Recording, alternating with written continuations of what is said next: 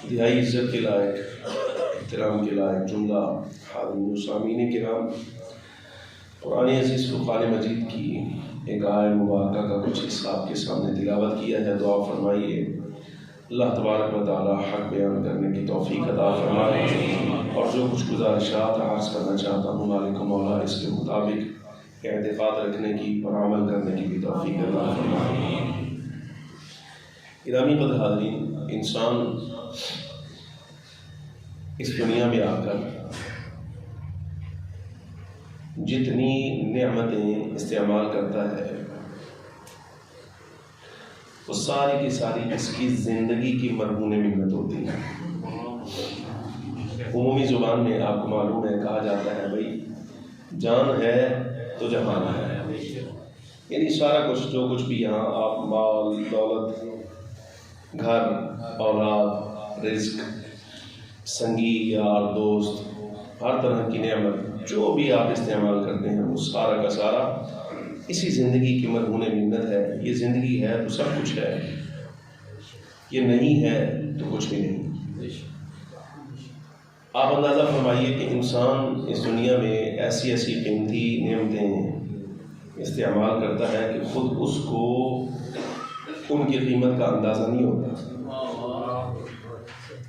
جس بندے کے پاس اپنا گھر نہیں، کرائے پر کسی اور انداز میں گزر اوقات کرتا ہے،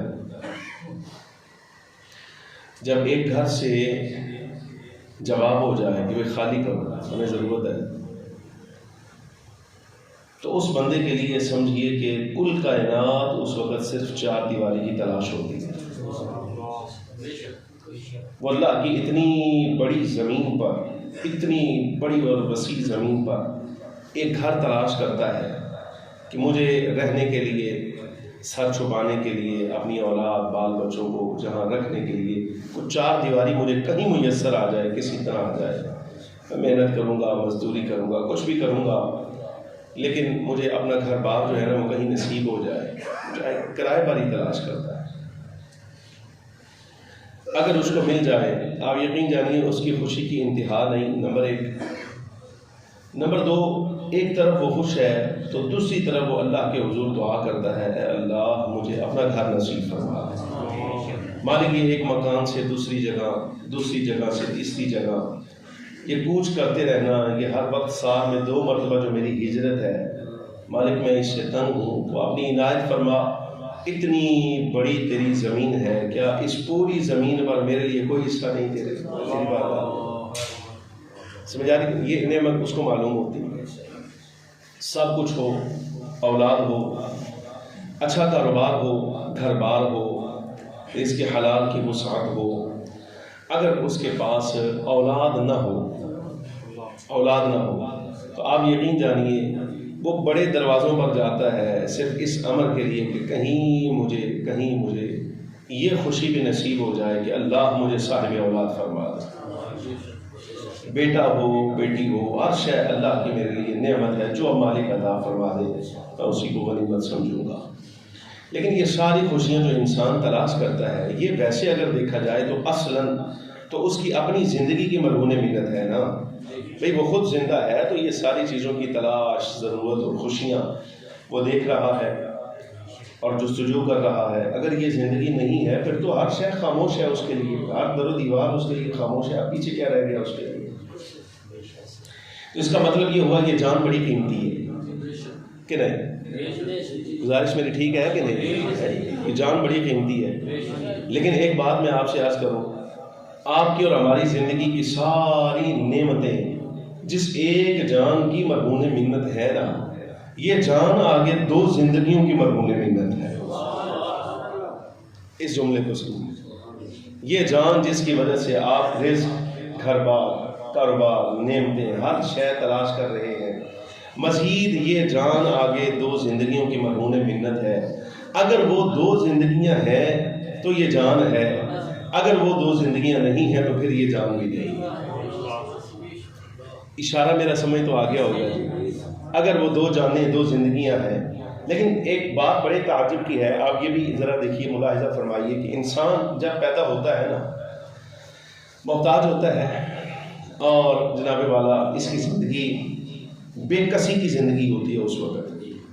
اپنی اولاد پر تھوڑا سا غور کیجئے گا. جب پیدائش ہو جائے نا اس وقت آپ دیکھیے پیدائش کے بعد جو اولاد آپ کے ہاتھ میں تھمائی جاتی ہے وہ خود حرکت کرنے پر بھی اس وقت اس کے پاس اختیار نہیں ہوتا. جب پیدائش ہوتی ہے ماں باپ نگہداشت کرتے ہیں.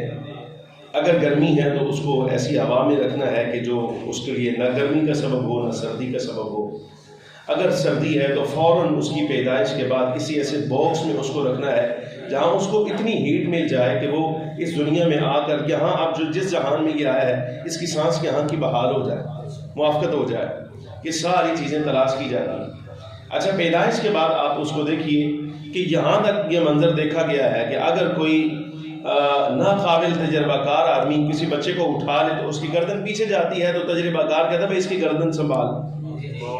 یہ وہی انسان ہے جس نے آگے چل کے ترقی کرنی ہے, گھر بار بھی تلاش کرنا ہے اور مال دولت بھی تلاش کرنا ہے, رزق کی تلاش میں بھی رہنا. وہ ساری جستجو جو میں نے آپ کو ابھی سنائی ہے یہ وہی ہے جو ابھی اپنی گردن سنبھالنے کی بھی قدرت نہیں رکھتا.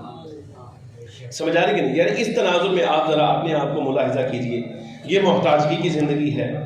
یہ اس کو بھوک لگ جائے تو منہ سے بتا نہیں سکتا کہ مجھے اس وقت کچھ کھانے پینے کے لیے دیا جائے, اور اس کو پیاس لگ جائے, اس کے پیٹ میں درد ہو جائے یا کوئی مسئلہ اس کے لیے بن جائے تو سمجھیے کہ یہ خود بتا نہیں سکتا. یہ اتنا محتاج اور اتنا بے کس ہے.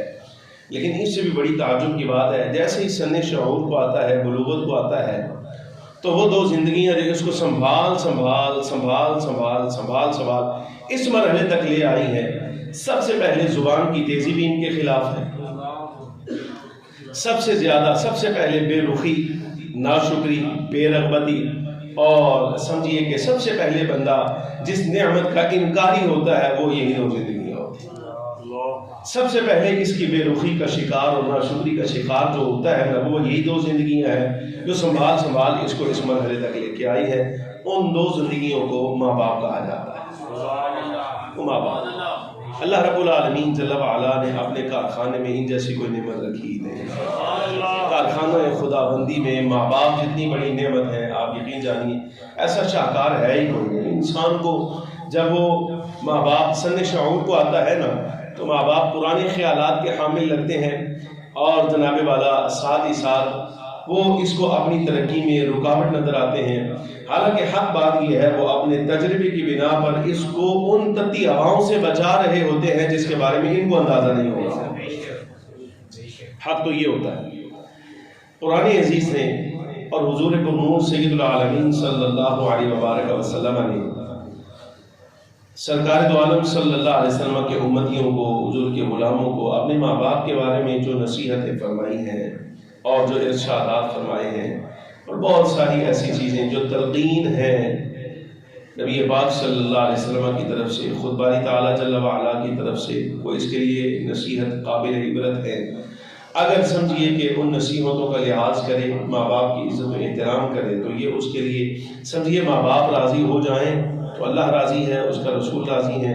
اور اگر ماں باپ ناراض ہو جائیں تو یہ جان لیجیے اللہ بھی ناراض ہے, رسول گرامی صلی اللہ علیہ وسلم بھی ناراض ہے. اور دنیا میں اس کو چاہے جیسی آسائشیں, آرام اور اس کو خوشحالیاں مل جائیں, اگر ماں باپ اس دنیا سے ناراض چلے گئے ہیں وہ خدا آپ یقین جانیے وہ ساری کی ساری نعمتیں اس کے لیے بیکار ہیں, کوئی فائدہ نہیں. یہ بظاہر آپ کو خوش اگرچہ نظر آئے لیکن جس وقت ماں باپ ہی راضی نہیں ہے تو پھر جان لیجیے کہ اللہ تبارک و تعالیٰ جل وعلا نے جو نعمتیں اس کو عطا فرما رکھی ہیں وہ نعمت نہیں ہے, رب کی طرف سے ایک ڈھیل ہے. اور یہ پھر سرکشی کا انتظام ہے تمہارے لیے کہ تم مزید سرکش ہو جاؤ. اگر تم نے اپنی پہلی نعمت کا خیال نہیں رکھا تو مزید تمہیں ہم آرام دیتے ہیں, آسائشیں دیتے ہیں, اس کو اپناؤ تاکہ تمہاری سزا جو ہے وہ پھر زیادہ نقصان والی ہو جائے. اللہ رب العالمین جل وعلا قرآن عزیز میں ارشاد فرماتا ہے وَوَصَّيْنَا الْإِنسَانَ بِوَالِدَيْهِ إِحْسَانًا. ہم نے انسان کو تاکیدی حکم دیا ہے, ہم نے انسان کو تاکیدی حکم دیا ہے, تاکیدی حکم دیا ہے کس بات کا؟ بِوَالِدَيْهِ إِحْسَانًا, اپنے ماں باپ کے ساتھ نیکی کرنے کا. رب فرماتا ہے یہ ہمارا آرڈر ہے انسان کہ تم نے اپنے ماں باپ کے ساتھ نیکی کرنی ہے. گرامی قدر حاضرین, چند ایک احادیث میں آپ کے سامنے عرض کرتا ہوں، ان کی طرف ذرا توجہ فرمائیے۔ اگر حالات والدین کے ساتھ آپ کے سلوک کے اعتبار سے اچھے ہیں تو اللہ کا شکر ادا کیجیے کہ رب نے آپ کو اپنے ماں باپ کا فرما بردار رکھا ہے، اور اگر نافرمانی کی کوئی روش ہے اس سے توبہ کیجیے، اللہ تبارک و تعالیٰ جل وعلا کی بارگاہ میں رجوع کیجیے، ماں باپ کو راضی کیجیے۔ یہ شرم کی بات نہیں ہوتی، شرم کی بات نہیں ہوتی۔ بندہ صاحب کرامت ہو جائے نہ صاحب کرامت ہو جائے، پھر بھی اپنے ماں باپ سے بھی نیاز نہیں ہوتا۔ یہ بہت بڑا جملہ ہے جو آپ کے سامنے میں عرض کر رہا ہوں۔ ہمارے میدان میں، ہم جس میدان کے مسافر ہیں، اس میدان میں آخری انتہا عمومی طور پہ بندے کی کرامت ہوتی ہے۔ اگر کرامت بھی نصیب ہو جائے نا، کرامت بھی نصیب ہو جائے، تب بھی بندہ اپنے ماں باپ سے بھی نیاز نہیں ہوتا۔ بخاری و مسلم کی حدیث آپ کے سامنے پڑھنے لگا ہوں، اس کو غور سے سماعت فرمائیے۔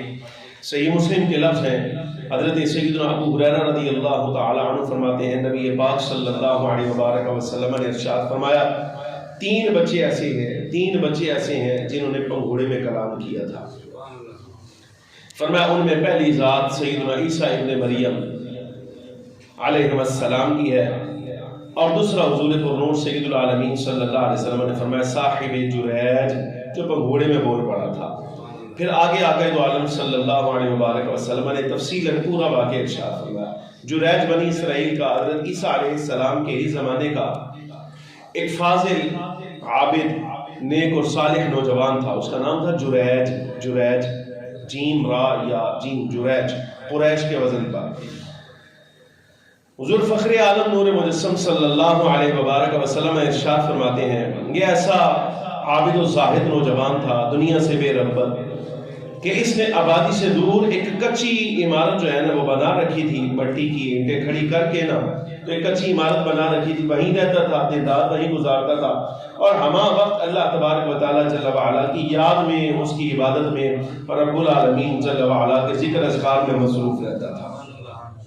اور میں بات ہی اس کی، نبی علیہ السلام ارشاد فرماتے ہیں، ایک روز ایسا ہوا کہ چونکہ اس نے اپنا عبادت گاہ جو ہے وہ عبادت خانہ ذرا اونچے مقام پر بنا رکھا تھا، تو ماں نے نیچے سے کھڑے ہو کر آواز ماری، یا جریج، اے جریج، آواز دی۔ اچھا اتفاق ایسا ہوا کہ یہ بندہ، یہ نیک اور صالح آدمی اس وقت حالت نماز میں تھا، نماز پڑھ رہا تھا۔ اچھا دل ہی دل میں حضور پرنور سید العالمین صلی اللہ علیہ وسلم فرماتے ہیں، دل ہی دل میں اس نے یہ بات کہی، اے اللہ، اے میرے رب، اس وقت نماز میں ہوں، ماں آواز دے رہی ہے، مالک رحم فرما، ماں کی فریاد سنوں یا نماز جاری رکھوں، ماں کی فریاد سنوں یا نماز جاری رکھوں۔ نبی پاک صلی اللہ علیہ وبارک وسلم فرماتے ہیں، شاید اس کے دل کا فتویٰ اور تقویٰ اس کا یہ تھا کہ نماز جاری رہنی چاہیے، والدہ کا حق بعد میں دیکھ لوں گا، اسے نماز جاری رکھی۔ ماں آواز دے کر پلٹ گئی، جب جواب نہیں دیا، نبی پاک صلی اللہ علیہ وبارک وسلم فرماتے ہیں، دوسرا روز ہوا، ماں نے پھر آواز ماری، یا جریج، اتفاقی طور پہ آج پھر نماز میں تھا، ہے بندہ اسی کام کا، اور یہی تربیت ہے اس کی، یہی طبیعت ہے، یہی مزاج ہے، ہر وقت عبادت میں رہتا ہے۔ نبی پاک صلی اللہ علیہ وبارک وسلم فرماتے ہیں، جس وقت ماں نے آواز ماری اتفاقی طور پر پھر نماز میں ہے، پھر اپنے دل سے فتویٰ پوچھتا ہے، یا اللہ، اے میرے رب، اس وقت حالت نماز میں ہوں، ماں بھی آواز دے رہی ہے، مالک ماں کی سنوں یا نماز جاری رکھو۔ وہ دل سے پھر یہی فتویٰ آیا کہ نماز جاری رکھو، نماز جاری رکھی، والدہ پھر لوٹ گئی۔ سرکار فرماتے ہیں، تیسرا روز ہوا، ماں نے آ کر آواز ماری، تیسرے روز بھی ہے، اسی وقت آواز دی ماں نے جس وقت نماز کی حالت میں تھا، نماز پڑھ رہا تھا، یا جریج کہہ کر۔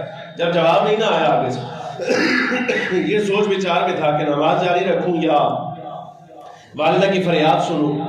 حضور پرنور سید العالمین صلی اللہ علیہ وسلم فرماتے ہیں، نماز جاری رکھی، تو نیچے ماں نے آج غصے میں آ کر نہ تو یہ کہہ دیا، اللہم لا تمدہ حتی ینظر وجہ المومسات او کما قال۔ سرور عالم صلی اللہ علیہ وسلم فرماتے ہیں، ماں نیچے کھڑے ہو کر جب تیسرے دن بھی جواب نہ دیا تو نیچے اس نے کھڑے ہو کر دعا کی، اے اللہ، اس میرے بیٹے کو اس وقت موت نہ دینا جب تک یہ کسی بدکارہ کا چہرہ نہ دیکھ لے۔ یہ جملہ کہا اور ماں پلٹ گئی۔ نبی پاک صلی اللہ علیہ وسلم فرماتے ہیں، نوجوان عبادت ریاضت کے ایسے مقام میں تھا کہ بنی اسرائیل میں اس کے چرچے ہو گئے، تذکرے شروع ہو گئے، بھئی جریج بڑا صاحب عبادت ہے، بڑا عبادت گزار ہے، بڑا ریاضت کرنے والا، بڑے مجاہدے کرنے والا ہے۔ وہیں ایک بدکارہ خاتون، اس کا حسن و جمال بڑا مشہور تھا بنی اسرائیل میں، وہ پاس آئی اور آ کر کہنے لگی آج اسے تم بڑا عبادت گزار کہتے ہو، اگر کہو تو اس کو امتحان میں ڈال کر نہیں دکھاؤں تمہیں، یہ کر کے دکھاؤں؟ اچھا یہ اس نے کہا بنی اسرائیل سے وعدہ کر کے کہ میں تمہارے عبادت گزار کو آج جناب والا آزمائش میں مبتلا کر کے دکھاؤں گی اور تمہیں بتاؤں گی کتنا عبادت گزار ہے۔ وہ نیک نیت آدمی تھا، یہ اس کے دروازے پر آئی، اس کے سامنے کھڑی ہوئی، اس کو بہلانا چاہا، اپنی ذات پر تسلط اور قابو بھی دیا، لیکن اس نے نگاہ اٹھا کر نہیں دیکھا، اس کو نکال دیا، کہا دفع ہو جائے یہاں سے، ایمان خراب کرنے کے لیے آ گئی ہے، نکال دیا وہاں سے۔ اچھا وہ چونکہ ذہن بنا کر آئی تھی اس وقت کہ میں نے اپنی ذات پر کسی کو قابو دینا ہے، تو جریج تو قابو نہ آیا۔ نبی پاک صلی اللہ علیہ وسلم فرماتے ہیں اسی عبادت خانے کے نیچے ایک چرواہا روزانہ اپنی بکریاں چرانے کے لیے آیا کرتا تھا، اس نے اسی کو اپنی ذات پر قابو دیا اور بدکاری کا ارتکاب کیا، حاملہ ہوا۔ حالت عمل میں ایام گزرتے رہے حتیٰ کہ اسی عمل سے بیٹا پیدا ہوا۔ جب بیٹا پیدا ہوا چونکہ نکاح تھا نہیں اس کا، تو قوم کے سامنے آئی اور الزام لگا دیا کہ یہ بیٹا جریج کا ہے، الزام لگا دیا۔ کہا اچھا بڑا عبادت گزار بنتا ہے، بڑا نیک بنتا ہے، ہمارے سامنے عبادت گزاریاں اور عبادت گاہیں بنا رکھی ہیں، عبادت خانے میں رہتا ہے، کھانے پینے کے لیے بھی نیچے نہیں اترتا۔ اور حالات یہ ہیں کہ ایک زانیہ کے ساتھ بدکاری کا ارتکاب کرتا ہے، وہ لوگ غصے میں آئے، آ کر اس کا عبادت خانہ بھی گرا دیا اور جناب اس کو بھی ٹھیک ٹھاک تشدد کا نشانہ بنایا۔ اس نے پوچھا، اس نے کہا کہ ایسا کیوں کر رہے ہو، میری عبادت گاہ بھی تم نے گرا دیا، اوپر سے تشدد بھی کرتے ہو، وجہ کیا ہے؟ انہوں نے کہا اچھا بڑا نیک بنتے ہو، ہمارے سامنے نیکی کا اظہار کرتے ہو، خود تمہارا عالم یہ ہے کہ اس بدکارہ کے ساتھ تم نے بدکاری اور زنا کا ارتکاب کیا ہے، اور حال یہ ہے کہ تمہارا بچہ اٹھائے باہر پھر رہی ہے، تم عبادتوں میں مصروف ہو۔ اس نے کہا اچھا اس کے بعد میرا بچہ ہے؟ انہوں نے کہا ہاں اس کے بعد تمہارا بیٹا ہے۔ کہا لے آؤ اس بچے کو، لے آؤ۔ وہ بچہ لایا گیا تو بنی اسرائیل سے کہا مجھے کچھ دیر کے لیے مہلت دو، میں نماز پڑھنا چاہتا ہوں۔ وضو کیا، نماز پڑھی، نماز پڑھ کے واپس آ کے نا تو اس بچے کی کوکھ میں ایسے ہاتھ مارا، ہاتھ لگا کر نہ کہا بتا تیرا باپ کون ہے؟ تو اللہ تبارک و تعالیٰ جل وعلا نے یہ بچہ جو ابھی بولنے کی قدرت نہیں رکھتا، عادت اور نظام الہی یہی ہے، بولنے کی عمر ایک خاص ہے، یہ چند دن کا بچہ، اس کو ہاتھ لگایا میں جس وقت، تو اللہ تبارک و تعالیٰ جل وعلا نے اس کو زبان عطا کی اور زبان قال سے بول کر یہ کہتا ہے کہ میرا باپ فلاں چرواہا ہے جو اس عبادت گاہ کے نیچے بکریاں چرایا کرتا تھا۔ اچھا اسے گواہی دے دی کہ یہ میرا باپ نہیں ہے، اس پر الزام ہے۔ تو انہوں نے جناب والا ہاتھ چومنے کر دی، شروع کر دیا، اب ہاتھ چوم رہے ہیں جو ریچ کے، اس کو چھو کر جناب والا ایسے ہاتھ لگا دی، برکتیں حاصل کر رہے ہیں، اور ساتھ انہوں نے کہا کہ ہمیں معاف کر دو، لیکن بات یہ ہے اگر تم کہو ہم نے تمہارا عبادت گاہ سجا دیا، تم اللہ کے بڑے مقبول بندے ہو، اگر اجازت دو تو ہم سونے سے تمہاری عبادت گاہ تعمیر کرتے ہیں، سونے سے عبادت گاہ تعمیر کرتے ہیں۔ لیکن اس نے کہا نہ، سونے کی درکار نہیں ہے، کیسے پہلے کچی مٹی کی بنا رکھی تھی ایسے ہی بنا دو، بس میرے لیے وہی کافی ہے۔ اچھا واقعہ تو یہاں مکمل ہوا۔ حضرت امام نووی رحمۃ اللہ تعالیٰ علیہ فرماتے ہیں اس واقعے پر دیکھو کہ کتنی چیزیں تمہارے سامنے آ گئیں، اللہ تبارک و تعالیٰ جل وعلا کہ نبی صلی اللہ علیہ وبارک وسلم نے کیسی کیسی وضاحتیں تمہارے لیے کر دی۔ دیکھو معلوم ہو گیا کہ ماں باپ کے ساتھ نیکی کرنا یہ نفلی عبادات سے مقدم ہوا کرتا ہے۔ نفل بعد میں بندہ نمازیں پڑھتا رہے، نفل ادا کرتا رہے، ماں باپ کے حقوق کا خیال نہ کرے تو نفلی عبادتیں کام آنے والی نہیں ہیں۔ اس سے بھی زیادہ اگر کوئی کام آنے والی چیز ہے تو ماں باپ کی خدمت ہے۔ نمبر ایک یہ ظاہر ہوا، اور نمبر دو یہ بھی بات ظاہر ہو گئی، امام نووی فرماتے ہیں والدین کا حق مقدم، لیکن ماں باپ نے بھی جس کا حق اللہ تبارک و تعالیٰ جل وعلا نے پہلے رکھا ہے وہ تمہارے لیے تمہاری ماں ہے۔ اور یہ یاد کر لو کہ اس کی زبان میں تاثیر ایسی ہے جیسے کن کہا جائے تو فیکون ہو جاتا ہے، ماں کی زبان ایسی ہوتی ہے، یہ دعا کرے تو اللہ تبارک و تعالیٰ جل وعلا قبول فرما دے۔ یہی بعض علماء کرام ہمارے فرماتے ہیں، یہ میں نے مفہوماً آپ کے سامنے امام نووی رحمۃ اللہ علیہ کی عبارت پڑھی ہے۔ ائمہ کرام فرماتے ہیں باپ کی دعا کا بھی یہی عالم ہوتا ہے، حدیث پاک میں بھی یہی لفظ موجود ہے۔ علماء فرماتے ہیں باپ کی دعا کا یہ حال ہوتا ہے، بلکہ تاکید کرتے ہیں باپ کو چاہیے کہ اپنی اولاد کو دعا دیا کرے، باپ کو چاہیے اپنی اولاد کو دعا دیا کرے، اس لیے کہ اس کی زبان اس کی اولاد کے حق میں ایسے ہے جیسے کن فیکون ہے، کن کہا جائے تو بات پوری ہو جاتی ہے۔ فرمایا یہ دعا دے گا اللہ تبارک و تعالیٰ جل وعلا اس کی دعا کو اس کی اولاد کے حق میں کبھی رد نہیں فرمائے گا۔ اچھا بعض روایات کے لفظ یہ ہیں حق میں بھی قبول فرمائے گا، اور اگر باپ اپنی اولاد کے خلاف دعا کر دے تو اللہ تبارک و تعالیٰ اس کی بد دعا کو بھی اس کی اولاد کے حق میں قبول فرما لے گا۔ یعنی زبان ایسی ہے، اب وہ الگ بات ہے جیسے مرضی ہو جائے، لیکن آپ اندازہ فرمائیے بیٹا صاحب کرامت ہے، اسے نماز پڑھ کے انگلی لگا کے ایک ایسے بچے کو جو ابھی چند روز کا ہے حکم دیا کہ بول کلام کر، بتا تیرا باپ کون ہے. تو وہ بچہ بتا رہا ہے کہ میرا باپ کون ہے. عمومی طور پہ تو اولاد کو ماں سے سن کے پتہ چلتا ہے کہ یہ ہمارا باپ ہے، یہ ہمارا باپ ہے. لیکن یہ اللہ تبارک و تعالیٰ جل وعلا کی کرنی آپ دیکھیے، صاحب کرامت ہے، چند دن کا بچہ انگلی لگائی ہے تو وہ بتا رہا ہے کہ میرا باپ کون ہے.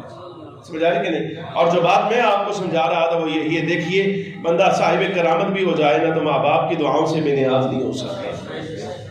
صاحب کرامت بھی ہو جائے تو ماں باپ کی دعاؤں سے بے نیاز نہیں ہو سکتا. اور نبی پاک صلی اللہ علیہ وبارک وسلم سے میں نے یہ لفظ پڑھے ہیں، اب یہ صحیح مسلم میں تو موجود نہیں، بہرحال دوسری کنی حدیث کی کتب میں موجود ہے. فخر عالم نور مجسم صلی اللہ علیہ وسلم کے ارشاد کا مفہوم ہے. حضور فرماتے ہیں اللہ رحم فرمائے جریج کی ماں پر، اگر یہ اس وقت اس کے بارے میں دعا کر دیتی کہ اس کا ایمان نہ رہے تو شاید ہو سکتا ہے وہ کافر ہو کے مارتا ہے.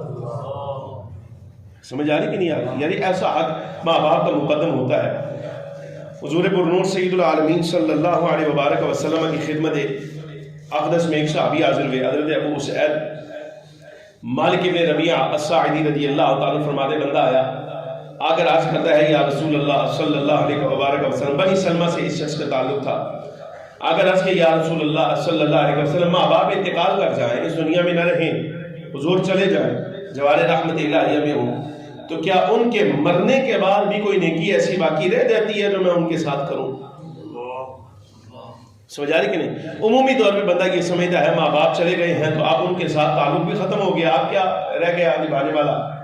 لیکن سوال دیکھیے گا، یا رسول اللہ ماں باپ انتقال کر جائیں، اس دنیا سے رخصت ہو جائیں، تو کیا اب بھی ان کا کوئی حق ایسا ہے جو میرے اوپر لازم ہے جو میں ادا کرتا رہوں ان کے مرنے کے بعد بھی؟ فخر عالم نور مجسم صلی اللہ علیہ وسلم نے فرمایا نعم، بالکل باقی ہے. حضور وہ کیا ہے؟ فرمایا الصلاۃ علیہما والاستغفار لہما وانفاذ عہدہما من بعدہما وصلۃ الرحم التي لا توصل الا بہما واکرام صدیقہما. فرمایا 5 چیزیں اب بھی ماں باپ کی تمہارے اوپر لازم ہیں اگرچہ وہ اس دنیا سے رخصت ہو گئے ہیں. نمبر 1، پہلا حق جو ان کے دنیا سے چلے جانے کے بعد میں تمہارے ذمہ ہے وہ یہ کہ رب کی بارگاہ میں ہاتھ اٹھا کر ان کے حق میں اللہ سے رحم کی دعا کرو. مالک میرے ماں باپ پر رحم فرما، رحمت کاملہ مانگو اپنے ماں باپ کے لیے. اور دوسرا حق جو ان کا باقی ہے تمہارے ذمہ، فرمایا والاستغفار لہما، ان کے لیے ہمیشہ بخشش کی دعا کرو، یا اللہ ان کی بخشش فرما دے، یا اللہ ان کی بخشش فرما دے. تیسرا حق جو ان کا لازم ہے وہ یہ کہ اگرچہ اس دنیا سے چلے جائیں، اگر وہ تم سے کوئی وعدہ لے کر گئے ہیں، کوئی عہد لے کر گئے ہیں، یا تمہارے لیے کسی اور کے بارے میں وہ عہد لے کر گئے ہیں تو ان کا وعدہ وفا کرو، پورا کرو. وصلۃ الرحم التي لا توصل الا بہما. چوتھا حق حضور اکرم صلی اللہ علیہ وسلم فرماتے ہیں وہ رشتہ داریاں تمہاری جن کا قیام ہی تمہارا ماں باپ کی وجہ سے تھا، اگرچہ وہ اس دنیا سے چلے گئے ہیں لیکن جو رشتہ داریاں تعلقات تمہارے ساتھ ان کے بن گئے ہیں رشتہ داروں کے ساتھ، ان رشتہ داریوں کو نبھاتے رہو. وَإِكْرَامُ الصِّدِّيقِهِمَا. اور 5واں حق یہ ہے کہ باپ کا سنگی یار آ جائے، دوست آ جائے، ماں کی کوئی سہیلی آ جائے تو اس کی عزت اکرام ویسے ہی کرتے رہنا جیسے اپنے ماں باپ کو تم نے ان کا عزت احترام کرتے. فرمائیے یہ ان کے وصال کے بعد بھی تمہارے اوپر لازم ہے، حق ہے. حضور فخر عالم نور مجسم صلی اللہ علیہ وبارک وسلم نے ارشاد فرمایا، حضرت عبداللہ ابن عمر رضی اللہ تعالیٰ عنہ صحابی رسول امیر المؤمنین فاروق اعظم رضی اللہ تعالیٰ عنہ کے صاحبزادے راستے میں جا رہے تھے تو دستار باندھ رکھی. بعض روایات میں آتا ہے دستاریں 2 تھیں، بعض روایات میں ہے کہ سواریاں بھی ساتھ 2 تھیں، ایسے کر شاگرد بھی ساتھ ہیں. اب صحابی رسول اتنا نیک آدمی فخر عالم نور مجسم صلی اللہ علیہ وبارک وسلم سے یہ ارشاد سن رکھا ہوگا نا، تو آقا دو عالم صلی اللہ علیہ وسلم کے صحابی تربیت یافتہ ہے، وہ دیکھا سامنے سے نا حضرت فاروق اعظم کا کوئی دوست آ رہا ہے، سنگی آ رہا ہے، سواری سے اتر گئے، وہ پیدل تھا، اس کے ساتھ بات چیت کی. اچھا سواری بھی اس کے حوالے کر دی، دستار اتار کر وہ بھی اس کے حوالے کر دی. وہ بعد میں شاگردوں نے پوچھا یہ آپ نے کیا کیا؟ دستار بھی آپ نے اس کو دے دی اور یہ جو آپ نے سواری دے دی ہے یہ بھی اس کے حوالے کر دی، ایسا کیوں کیا؟ تو فرمایا کہ وہ جو سامنے آنے والا تھا کوئی عام آدمی نہیں تھا، میرے والد حضرت امیر المومنین فاروق اعظم رضی اللہ تعالی عنہ کا دوست تھا. آج میں نے اگرچہ اس کی عزت کے لیے اس کو سواری دی ہے اور اس کے اکرام کے لیے میں نے اپنی دستار اتار کر اس کا سر ننگا تھا اس کے سر پہ باندھ دی ہے، لیکن حقیقت تمہیں تو یہ نظر آتا ہے کہ ایک پیادہ کو سواری دی ہے اور دستار میں نے کسی بوڑھے کے سر پہ باندھی ہے، ایسا نہیں ہے. حق یہ ہے مجھے میرے باپ کا چہرہ نظر آیا، میں نے اپنے باپ کے احترام میں یہ سواری بھی اس کے حوالے کی ہے اور یہ دستار بھی اس کے سر پر. چلے جائیں سنیے سے، پھر بھی ان کا اکرام باقی رہتا ہے۔ ابو عمر نجفی کہتے ہیں حضور پرنور سید العالمین صلی اللہ علیہ وبارک وسلم کی خدمت عالی میں ایک جوان حاضر ہوا، عرض کہ یا رسول اللہ اجرت کر کے آ۔ اچھا وہ حدیث دوسری ہے، پہلے کی سماعت فرمائی۔ ایک جوان حاضر ہو کے عرض کرتا ہے یا رسول اللہ صلی اللہ علیہ وسلم حضور کوئی ایسا عمل بتائیے جب میں کروں نا تو اللہ مجھے اپنے قریب کر لے۔ حضور کو ایسا کام بتائیے میں کرتا رہوں تو اللہ تبارک و تعالیٰ جل وعلا مجھے اپنا قریب کر لے۔ حضور پرنور سید العالمین صلی اللہ علیہ وسلم نے ارشاد فرمایا حل لک والد و والدہ، فرمایا بتا جوان باپ ہے ہی، ماں زندہ ہے؟ عرض کہ جی یا رسول اللہ باپ بھی موجود ہے، ماں بھی زندہ ہے، حیات ہے دونوں۔ فرمایا فإنما يكفي مع البر بالوالدين العمل اليسير، فرمایا جا ان کی تھوڑی بہت خدمت کر، یہ تھوڑی بہت خدمت ہی تجھے اللہ کے بہت زیادہ قریب فرمائے، تھوڑی بہت خدمت ہی تجھے بہت زیادہ اللہ کے قریب کر دے گی۔ ایسے ہی حضرت ابو سعید خدری رضی اللہ تعالیٰ فرماتے ہیں کہ جوان حاضر ہوا، ہجرت کر کے آیا، ہجرت کر کے نبی پاک صلی اللہ علیہ وسلم کی بارگاہ میں حاضر ہوا اور غزوے میں جانا چاہتا تھا کہ شریک ہو جاؤں، شہید ہو جاؤں، مرتبہ شہادت مل جائے یا غازی بن کر واپس آؤں۔ فخر عالم صلی اللہ علیہ وسلم کی بارگاہ عالی میں حاضر ہو کر عرض کہ یا رسول اللہ کیا حکم ہے؟ غزوے جانا چاہتا ہوں، اگر آپ اجازت دے تو شریک ہو جاؤں، شہادت کا جام نصیب ہو جائے یا حضور غازی بن کر واپس آؤں، دونوں اعزازوں میں سے جو مل جائے اللہ کی نعمت۔ فرمایا جوان یہ بتا الک والدہ، ماں زندہ ہی؟ عرض کہ جی یا رسول اللہ صلی اللہ علیہ وسلم ماں زندہ ہے۔ فرمایا فالزمھا فإن الجنۃ تحت رجلھا، تو میدان جہاد میں جس جنت کی تلاش میں جا رہا ہے جا اپنی ماں کی خدمت کر، اللہ تبارک و تعالیٰ اس کے قدموں کی وجہ سے ہی تجھے جنت عطا فرمائے۔ جا تیری جنت اللہ تبارک و تعالیٰ نے تیرے ماں کے قدموں سے وابستہ کر دی ہے، ماں کے قدموں سے وابستہ کر دی ہے، مطلب یہ کہ ماں کی خدمت کے ساتھ وابستہ کر دی ہے۔ اللہ رب العالمین جل وعلا تجھے اسی سبب سے جنت نصیب فرمائے گا۔ بڑا عجیب واقعہ ہے، اس کی وجہ سے میں نے پورا موضوع آپ کے ساتھ چلایا ہے، یہ بڑی عجیب بات ہے۔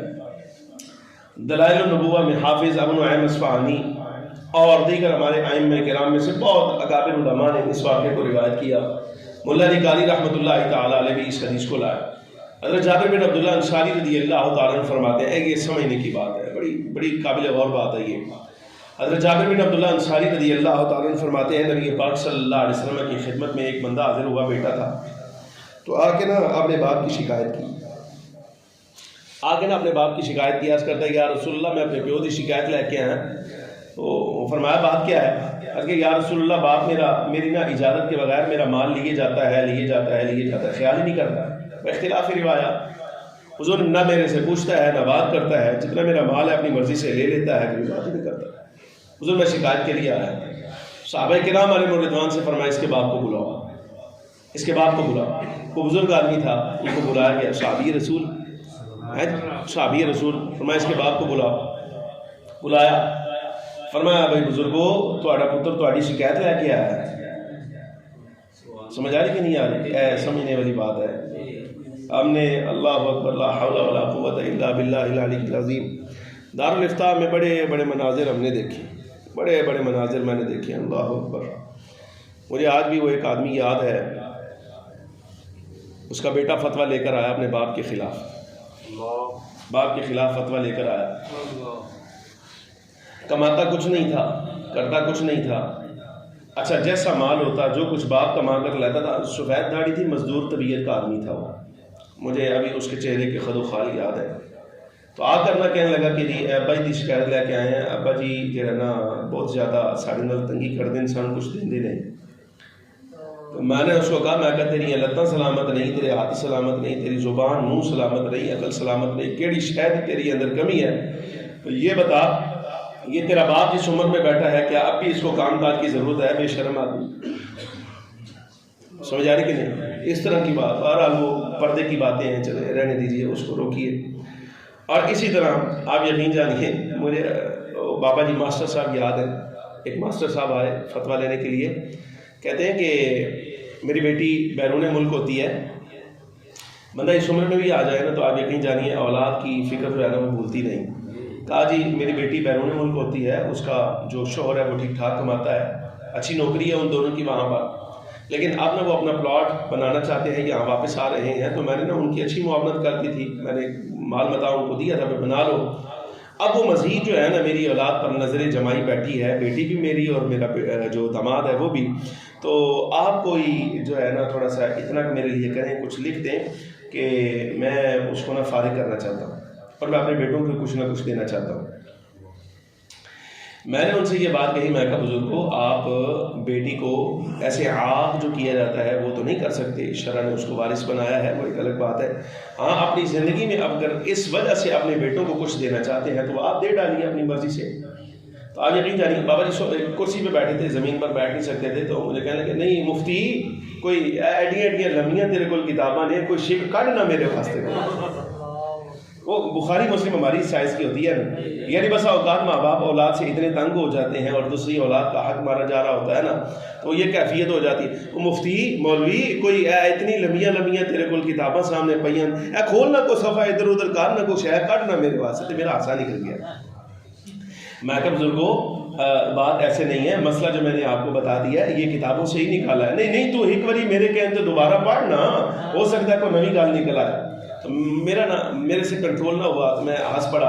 اچھا بہرحال وہ بیٹا ساتھ تھا ان کا، انہوں نے سمجھایا ماسٹر صاحب کو، وہاں سے تو چلے گئے. میں نے اس کے بیٹے کو بلایا، میں نے کہا یار میری بات کا غصہ نہیں کرنا کہ تمہارے والد کی بات پر میں ہنسا ہوں، میں ان کا مذاق نہیں اڑا رہا تھا. بات یہ ہے اللہ تبارک و تعالیٰ جل وعلا نے قرآن عزیز میں ارشاد فرمایا وَمِنْهُمْ مَنْ يُرَدُّ إِلَىٰ أَرْذَلِ الْعُمُرِ لِكَيْ لَا يَعْلَمَ بَعْدَ عِلْمٍ شَيْئًا. انسانوں میں سے بندوں میں سے ہماری مخلوق میں سے کچھ ایسے بندے بھی ہیں جن کو ہم نکمی عمر تک لے آتے ہیں، یعنی عمر رسیدہ اتنا کر دیتے ہیں، اتنا عمر رسیدہ کہ نکمی عمر تک لے آتے ہیں. لِكَيْ لَا يَعْلَمَ بَعْدَ عِلْمٍ شَيْئًا. پہلے بڑی بڑی باتوں کا ان کے پاس علم ہوتا ہے، اب کچھ بھی نہیں رہ جاتا، اب کچھ بھی نہیں رہ جاتا. یہ اللہ تبارک و تعالیٰ نے اپنی نا قدرت کا اظہار فرمایا. میں نے کہا میں نا یہ سوچتا رہا یہ کیسے ہو سکتا ہے، باخدا تم نے میری بات کا غصہ نہیں کرنا. آج میں نے تمہارے والد کی جو عمر دیکھی ہے نا، مجھے قرآن عزیز کی آیت کا ایک مفہوم سمجھ آیا ہے. یہ ہے وہ عمر جس عمر میں آ کے ماسٹر لیول کا پڑھانے والا اور استاذ قسم کا آدمی اب بھی یہی کہہ رہا، اس کو بات سمجھائیے، کہتا نہیں مولوی کوئی تو گال کاٹ کے دے نا میرے واسطے، کچھ تو لکھ کے دے. یعنی وہ ضد کی عمر آ گئی ہے اس کی واپس. اچھا بہرحال وہ جناب والا اس نے شکایت کی یا رسول اللہ میرا باپ میری اجازت کے بغیر میرا مال لیے جاتا ہے. حضور پرنور سید العالمین صلی اللہ علیہ وبارک وسلم نے اس بزرگ کو بلایا بزرگو آپ اپنے بیٹے کی اجازت کے بغیر مال لیتے ہیں، یہ شکایت کر رہا ہے آپ کی. آج کی یا رسول اللہ صلی اللہ علیہ وسلم ایسے کو پوچھو کہ میں اس سے جو مال لیتا ہوں کیا میں ادھر ادھر کے رشتہ داروں پر خرچ کرتا ہوں، یہ اس کے چاچوں پر کو اپنے بھائیوں پر خرچ کرتا ہوں، یہ بتائیے کہ اپنے عیال پر خرچ کرتا ہوں. حضور میں نے اس سے لینا ہے اگر تو میں نے کیا اسی پر خرچ کرنا ہے یا اپنی دیگر اولاد پر خرچ کرنا ہے، میں نے اور کیا کرنا ہے. اچھا لیکن وہ بندہ نا جو یہ احساس تھا نا کہ میرے بیٹے نے میری شکایت امام الانبیاء صلی اللہ علیہ وسلم کی بارگاہ میں کر دی ہے، اس نے اس کو افسردہ کر دیا. وہ ایسا غم زدہ ہوا خاموش ہو گیا، بات اس نے اس کے علاوہ کوئی نہیں کی. حضرت سیدنا جبریل امین علیہ السلام حاضر ہوئے اور آ کے عرض کیا یا رسول اللہ صلی اللہ علیہ وسلم پیغام الہی ہے. اللہ تبارک و تعالیٰ جل وعلا فرماتا ہے یہ جو بزرگ آپ کے سامنے بیٹھا ہے نا یہ اتنا افسردہ ہوا ہے، اتنا افسردہ کہ اس نے دل ہی دل میں نا ابھی کچھ اشعار کہے ہیں، زبان پر لا نہیں رہا آپ کے ادب کی وجہ سے. حضور اسے فرمائیے وہ اشعار سنا، وہ اشعار سنا. فخر عالم نور مجسم صلی اللہ علیہ وسلم نے بزرگوں کو مخاطب کیا اور مخاطب کر کے ارشاد فرمایا ابھی تیرے دل میں جو اشعار آئے ہیں ذرا وہ اشعار تو سنا.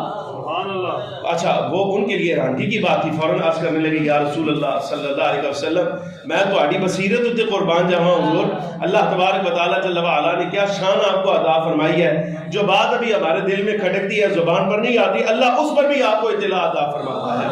حضور یہی آپ کی شانیں ہیں، یہ لفظ ہے حدیث پاک کے یا رسول اللہ یہی آپ کی شانیں ہیں جو آپ پر ہمارا یقین ہے، جو ہمارا توکل ہے اور ہم جو آپ کی طرف مائل ہوتے ہیں یا رسول اللہ. اللہ انہی واقعات کی وجہ سے جو ہمارے یقین میں اضافہ کر دیتا ہے. فرمایا بابا جی اشعار سناؤ، میں آپ کو صرف اس کا ترجمہ سناتا ہوں. یہ مرقات ملا علی قاری جلد 6 کتاب البیوع باب الکسب والحلال، اس کے اندر اس باب کے اندر فصل ثانی میں صاحب مرقات رحمۃ اللہ تعالی علیہ اس کے حاشیے میں یہ حدیث لائے. مفہوم اس کا یہ ہے، اب یہ ذرا سنیے گا، بڑے قابل غور اشعار ہیں. اس میں آپ اپنے آپ کو اولاد کی حیثیت میں بھی رکھیے اور باپ کی حیثیت میں بھی رکھیے اور اس کو سمجھیے. اس نے یہ اشعار کہے، اپنے بیٹے سے کہہ رہا ہے، کہتا ہے میں نے تجھے بچپن میں غذا دی. باپ کہتا ہے میں نے تجھے بچپن میں غذا دی اور جوان ہونے کے بعد بھی تیری ذمہ داریاں اٹھائیں. میں نے تجھے بچپن میں غذا دی اور جوان ہونے کے بعد بھی میں نے تیری ذمہ داریاں اٹھائیں. تیرا سارا کھانا پینا میری ہی جیب سے تھا، اور کہاں سے تھا تو اور کہاں سے کرتا تھا؟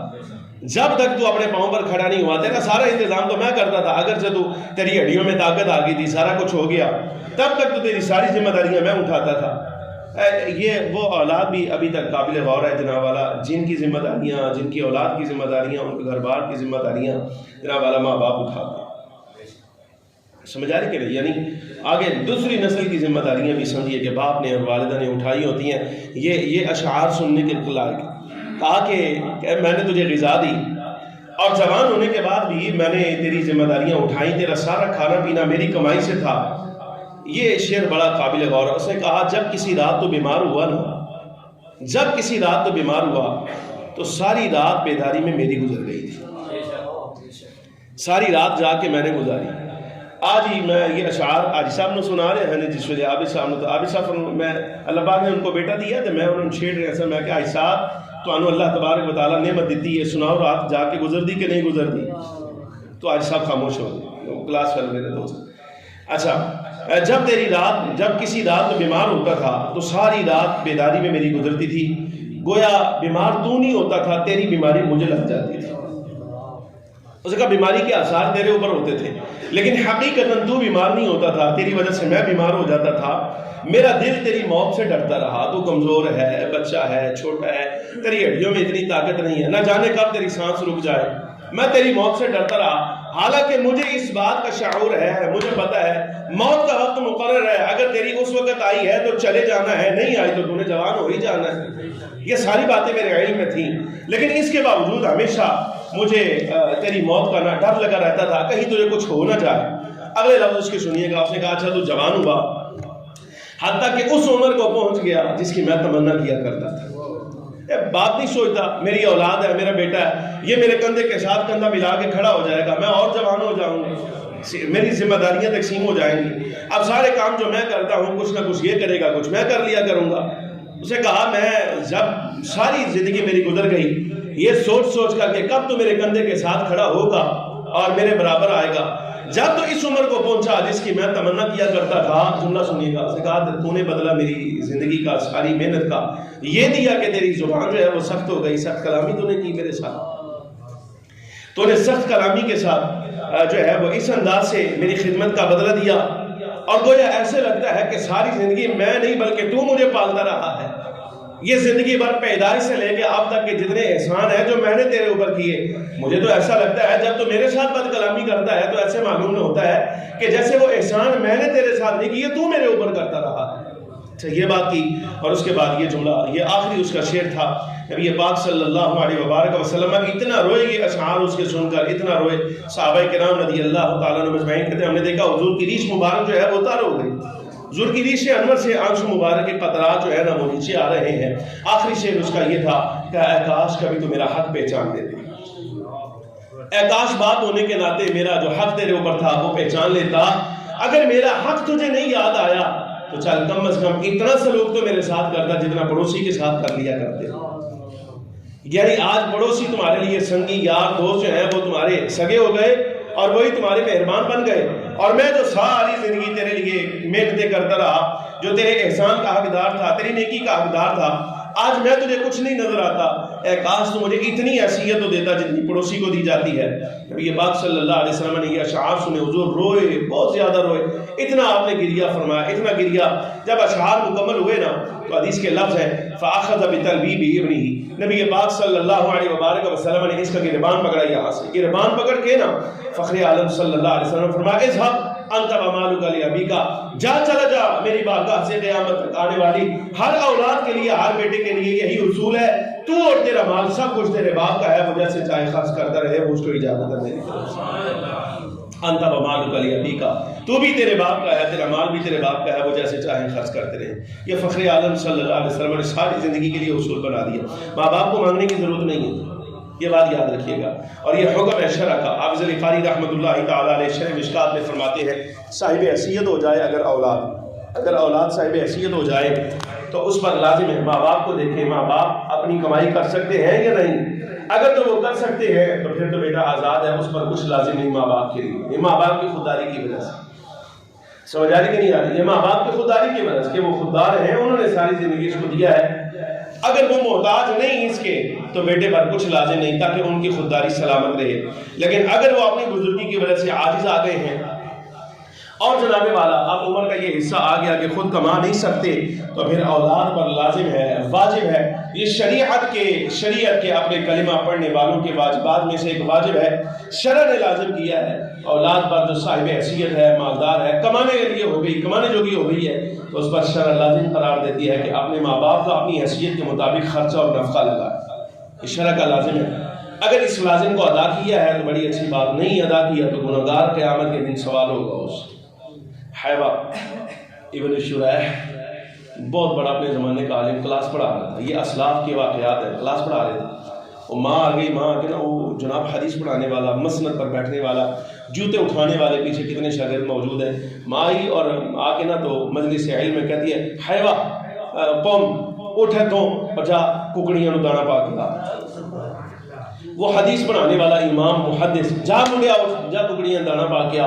ائمہ کرام فرماتے ہیں زمانے کا محدث، ہزاروں کی تعداد میں لوگ اس کے سامنے علم پڑھنے کے لیے بیٹھے ہیں، ہم نے دیکھا ماں کی فرما برداری، بزرگی کے عالم میں بھی یہ حال ہے اس کا، مسند حدیث سے اٹھا ہے، حلقہ علم سے اٹھا ہے، اٹھ کر جا کر ماں کا حکم پورا کرنے کے لیے ککڑیوں کو دانا ڈال رہا ہے۔ یہ اسلاف کے واقعات۔ ابو عبداللہ مسلم غزوی رضی اللہ تعالیٰ اپنے زمانے کا بڑا عالم فرماتے ہیں، یہ آخری واقعہ جو آپ سے عرض کرنا ہے، فرماتے ہیں کہ میں جب یمن کی طرف پڑھنے کے لیے جانے لگا نا تو میری ماں نے بہت ساری وصیتیں مجھے دیں، جیسے وہ بیٹا اپنا خیال رکھنا، کسی نے لڑنا نہیں، کسی نے منہ نہیں لانا، کوئی لڑائی ہو جائے تو کسی نے منہ نہیں کرنا ہے، نہیں کرنا، جواب نہیں، بہت ساری باتیں ہوتی ہیں، بیٹا خیال رکھنا، یہ کرنا وہ۔ اچھا کہتے ہیں ان وصیتوں میں سے ایک وصیت آخری یہ تھی کہ میری ماں مجھے سامنے کھڑا کر کے کہتی ہے بیٹا میرے ساتھ وعدہ کر، اللہ کی قسم اٹھا کہ جب بھی رات ہوگی نا اور وہ پہر آئے گا، وہ وقت آئے گا جب چاند آسمان کے بالکل درمیان میں آ جاتا ہے تو اپنی جھونپڑی سے، اپنے حجرے سے باہر نکل کے چاند کو دیکھے، وعدہ کر۔